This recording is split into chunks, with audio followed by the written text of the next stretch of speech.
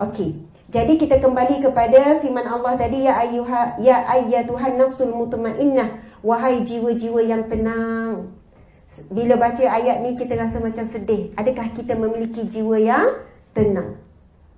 Bila Allah kata irji'i ila rabbiki radiyatan mardiyah, masuklah, datanglah. Maksudnya datanglah kepadaku dengan puas, kamu berpuas hati, redha dengan Allah, dan engkau mendapat redha Allah Subhanahu wa taala. Kalau saat kita nak mati besok, Allahu Akbar, kita dengar panggilan ni kan. Lalu Allah kata datanglah bersama dengan orang-orang yang soleh, kemudian masuklah ke dalam syurgaku. Amin ya rabbal alamin. Mudah-mudahan kita lah di kalangan yang Allah akan panggil dengan jiwa yang tenang. Kita takut Allah panggil kita dengan jiwa yang kotor, jiwa yang resah gelisah, jiwa yang penuh dalam hatinya dunia, jiwa yang dalam hatinya banyak tidak redha dengan qada dan qadar Allah Subhanahu wa taala. Nauzubillahi min zalik. Okey, kita pergi kepada redha tadi tu. Yang pertama iaitu kita redha dengan Allah Subhanahu wa taala. Kita redha dengan setiap takdir yang Allah tetapkan kepada kita. Lalu kita berpegang teguh dengan satu firman Allah, A'udzubillahi minasyaitonirrajim. Wa 'asa an takrahu syai'an wa huwa khairul lakum wa 'asa an tuhibbu syai'an wa huwa syarrul lakum wallahu ya'lamu wa antum la ta'lamun. Sadaqallahul azim. Maksudnya yang pertama, nak sebut redha ni akronim perkataan redha. Yang pertama itu sendiri redha Allah, iaitu redha setiap ketetapan Allah, dan kita yakin segala yang Allah beri walaupun buruk ia baik untuk kita. Dan setiap yang baik tapi kita tak dapat, ia buruk bagi kita, sebab itu Allah tak bagi. Bila kita rujuk firman Allah tadi, wa asa an takrahu syai'an wa huwa khairul lakum. Boleh jadi apa yang kamu tidak suka itu ia amat baik bagi kamu, Allah kata. Dan boleh jadi apa yang kamu benci, kamu tak suka itu ia boleh jadi apa yang kamu nak, apa yang kamu suka itu ia buruk bagi kamu, sebab itu Allah tak bagi. Wallahu ya'lamu wa antum la ta'lamun. Allah Maha mengetahui, kamu tidak tahu. Masya Allah. Kita boleh tengok keadaan ini dalam banyak situasi. Contohlah kan, ada seorang hamba Allah, dia nak balik naik flight. Biasa kadang-kadang ada orang dah pernah dengar contoh ni, tapi kita ulang je balik. Bila nak naik flight, nak pergi ke airport, dia minta kawan dia hantar. Esok hari raya, jadi lagilah kuat nak balik ni kan. Tiba-tiba kawan dia lambat. Sepanjang perjalanan agak-agak dia marah tak? Marahlah. Kalau lambat, kalau aku tertinggal lah kapal terbang, kalau bas boleh tahan lagi. Dah lah beli tiket mahal. Kalau tertinggal lah kapal terbang, jagalah kau. Kau memang kenalah marah. Sampai dekat airport memang terlepas sungguh. Bertambah-tambah tak marah. Mestilah. Kau orang Kuantan memang tak marah dalam berjua keadaan. Semua okey. Tak apalah, terlepas pun tak apa. Masya Allah, hebat ni. Mesti bertambah marah bila terlepas sungguh. Kau lah ni, sebab kau lah aku dah tak percaya dah pada kau. Mungkin makin hamun sikit.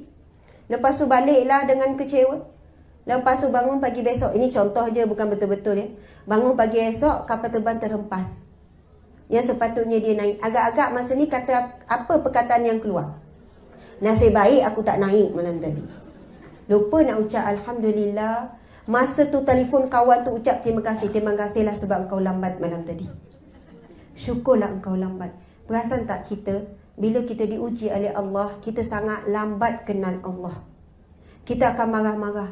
Sebab itu ada seorang wali Allah, seorang alim, bila dia didatangi oleh sahabatnya, sahabat tu nak ngadu masalah. Bila jumpa dia, nak mengadu masalah, wali Allah ni, orang alim ni terus tahan. Dia kata apa? Sabar, tunggu dulu. Fikir dulu sebelum engkau mengadukan masalahmu kepadaku. Aku bimbang engkau sedang mengadukan Allah. Sedangkan Allah memberi segala nikmat kepadamu dan aku tidak ada apa-apa beri kepadamu. Subhanallah. Maksudnya dia ingatkan dulu. Bukan dia tolak terus. Lepas ni kita guna ayat tu lah tu. Tak nak dengar cerita orang. Sabar dulu. Saya bimbang. Kamu mengadukan perihal Allah. Tak puas hati dengan takdir Allah.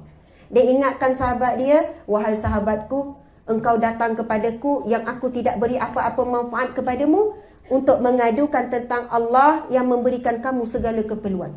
Kawan tu tak jadi nak mengadu. Sebab itu kadang-kadang bila kita fikir kita nak cerita masalah kita, semua orang ada masalah, semua orang ada ujian. Kadang-kadang orang datang, kalaulah saya buka peluang lah kan, sebab dulu pun ni cara rumah tangga kan. Kalau saya buka peluang, okey, nanti siapa-siapa yang nak ngadu masalah dia, saya tunggu kat bilik situ. Agak-agak ramai tak orang? Ramai, semua ada cerita. Yang tak ada cerita, tiba-tiba buat cerita. Nak ngadu, itu sifat manusia. Suka mengadu, dia nak orang tahu dia susah, dia sedih. Dia nak tahu orang tahu dia ni tabah, dia ni sabar. Betul tak? Dia nak orang tahu dia ni penat. Tahu tak, program ni dah 2 minggu saya tak tidur malam. Padahal tidur. Dia nak gambarkan dia penat buat program ni. Bukan program ni lah ya. Program di Zimbabwe. Dia nak cerita dia penat. Ya Allah, saya tak sempat rehat, saya tak ni. Sampai terabai mujulah nak cerita semua tu. Manusia memang suka. Bila orang tahu dia penat, dia susah, dia sedih, dia menderita. Dan dia nak bagi tahu dia seorang wanita yang sabar, yang tabah, yang kuat dan sebagainya. Betul kan? Kita ada sifat tersebut. Tetapi kita cubalah belajar tidak mengeluhkan keadaan sebab kita bimbang kita sedang mengeluhkan Allah. Kita sebenarnya tak redha dengan setiap ketetapan Allah sampai mulut kita tak berhenti mengeluh. Kita kata kita keluhkan anak. Ustazah, kenapalah anak saya ni degil sangat, anak saya sekian-sekian, anak saya ni tak tahulah, dah habis semua air tawar dah saya ambil. Sama dengan bapak dia, Ustazah memang keturunan bapak dia. Duk ngeluh cerita saya dengar. Saya pun ni cari rumah tangga dulu, 4 tahun memang dengar cerita masalah orang. Bukan orang datang nak bantu saya ke apa, memang nak cerita masalah, nak nambah masalah saya. Saya pun dengar, subhanallah. Sampai ketika kan, dia orang tanya saya balik, Ustazah, cerita saya tak sedih ke? Sedih puan, muka Ustazah macam tak sedih. Sebab dah imun sangat dengan masalah orang. Tapi akhirnya saya buat kesimpulan macam mana? Selagi mana manusia banyak cari manusia untuk cerita, selagi mana itulah dia tak jumpa jalan keluar. Allah beri kita ujian untuk kita balik kepada Allah. Kemudian apa yang boleh saya kongsikan, beramallah dengan surah Al-Ghafir ayat 44. Ataupun tak jumpa surah Ghafir, cari surah Al-Mu'min, dia surah yang sama, ayat 44. Bunyi macam mana firman Allah itu? Bismillahirrahmanirrahim. Wa ufawwidu amri ilallah, innallaha basirun bil ibad. Wa ufawwidu amri ilallah, innallaha basirun bil ibad. Apa maksudnya? Masya Allah. Firman Allah ini membawa maksud wa ufawwidu, aku menyerahkan amri, urusanku, kesedihanku, kebimbanganku, kerisauanku, apa-apalah kepenatanku ilallah, kepada Allah.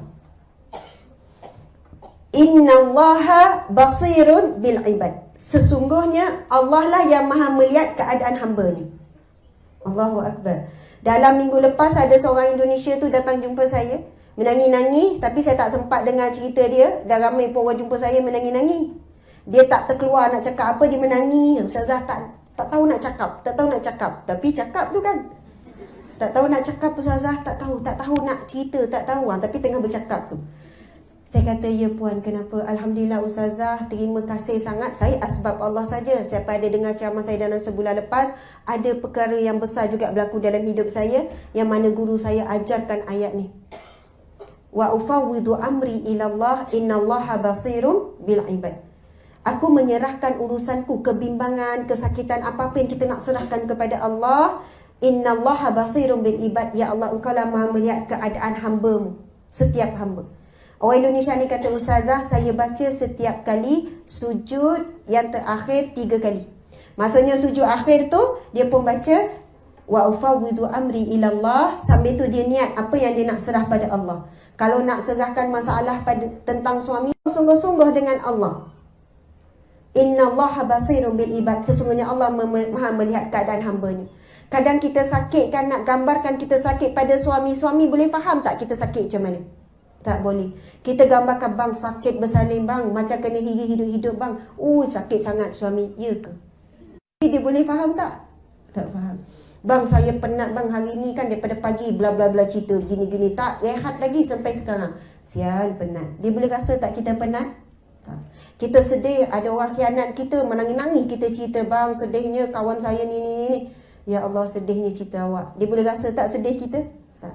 Tapi Allah bila dia melihat keadaan kita, exactly Allah tahu bagaimana rasa kita, sebab Allah yang menciptakan rasa tersebut. Sebab itu bila kita serah kepada Allah, tolong jangan ada sedikit pun rasa ragu. Serah bulat-bulat kepada Allah. Subhanallah, kita akan rasa lega bila kita serah. Dan insya-Allah Allah akan menyelesaikan masalah kita dengan cara Allah yang Maha Bijaksana. Hadis Nabi SAW, Nabi bersabda, ihfazillah yahfazka. Kamu jaga Allah, Allah akan jagamu. Jaga hubungan dengan Allah. Kalau kita ada anak kan, anak tu selalu mengadu masalah dengan kita, selalu cerita dengan kita, rapat tak hubungan kita dengan dia? Rapat. Tapi ada anak seorang lagi duduk di universiti, sebulan sekali pun payah nak telefon. Macam mana hubungan kita dengan dia? Jarak, jauh. Yang ni hari-hari telefon sampai kita ternanti-nanti. Saya ada seorang hamba Allah, Masya Allah, dia seorang pelajar yang sangat baik, sangat cemerlang. Dia seorang pelajar pondok yang saya kenal secara tak sengaja, Masya Allah. Dia ilmunya sangat dalam, wallahu alam. Banyak juga saya merujuk dia dan dia masih pelajar dan dia dah jadi seorang, maksudnya guru dah di pondok tersebut. Masya Allah, antara saya kata macam mana dia orang Sabah. Lepas tu bila saya tanya, dah lama ke tak balik Sabah? Saya orang susah Ustazah, saya orang miskin. Saya orang miskin, nak balik susah sekian-sekian. Hidup di sini pun maksudnya bantuan-bantuan orang dan sebagainya. Lepas tu berapa tahun tak balik? 4 tahun. Nak masuk 5 tahun. Rindukan pada seorang ibu. Dia kata ibu saya sangat rindukan saya dan saya sangat rindukan ibu. Tahap miskin tu tak ada mesin basuh, tak ada peti ais, memang hidup betul-betul susah lah. Tapi datang dengan niat untuk cari ilmu supaya boleh bawa balik ilmu ke Sabah, kawasan kampung sangat, supaya berubahlah kehidupan orang-orang sekitar. Lalu dia kata ibu dia Alhamdulillah setiap masuk waktu solat, sebelum atau selepas waktu solat mesti telefon. Saya kata hebatnya ibu kamu. Ya betul, tak miss 5 waktu kali sehari. Telefon nama tak? Assalamualaikum, macam mana, apa khabar? Baik, Alhamdulillah. Okey, Assalamualaikum. Simple je. 5 kali sehari setiap kali waktu solat. Mesti ibu akan tanya macam mana belajar. Okey. Ibu tu menangis rindukan anak, tetapi mengobarkan perasaannya, mewakafkan anak untuk belajar supaya balik nanti dah bersedia untuk bawa balik agama, bawa balik ilmu. Masya Allah. Jadi hubungan mereka sangat rapat sebab sentiasa berhubung. Masya Allah. Jadi bagaimana kita nak jaga hubungan dengan Allah? Ihfazillah yahfazka, jagalah hubungan dengan Allah, Allah akan jagamu. Masya Allah. Ihfazillah tajidu tujahaka, jagalah Allah, kamu akan dapati Allah ada depan kamu. Wa iza sta'anta fasta'in billah, kalau kamu perlukan pertolongan, minta tolong saja dengan Allah. Wa iza sa'alta fas'alillah, apabila kamu nak minta sesuatu, minta saja dengan Allah. Ini kelebihan orang yang dia sangat rapat hubungannya dengan Allah. Ini akronim bagi I. Tadi redha. I yang kedua adalah erat sangat hubungan dengan Allah. Erat hubungan ni sikit-sikit ngadu pada Allah. Ya Allah, Kaulah yang maha memahami, Kaulah yang sami yang maha mendengar apa yang mereka katakan tentangku. Ya Allah, Ya Basir yang maha melihat, Engkau maha melihat keadaanku, Ya Allah. Sikit-sikit cerita pada Allah, sikit-sikit mengadu kepada Allah. Allahu Akbar. Hubungan kita jadi erat.